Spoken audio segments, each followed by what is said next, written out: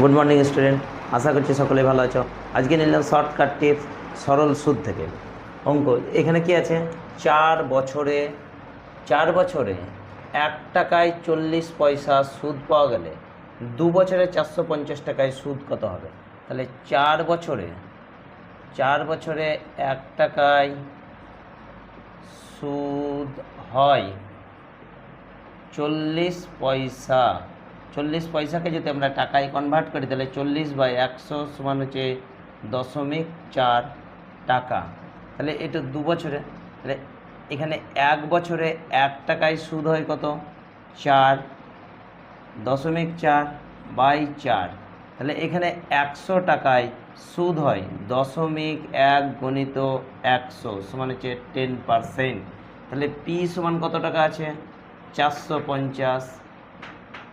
আর সমান 10%, টি সমান হচ্ছে 2 বছর।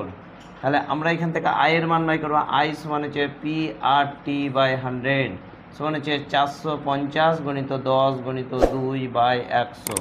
0 0 কাটলো, 0 0 কাটলো, সমান হচ্ছে 45 দুগুণে 90 টাকা।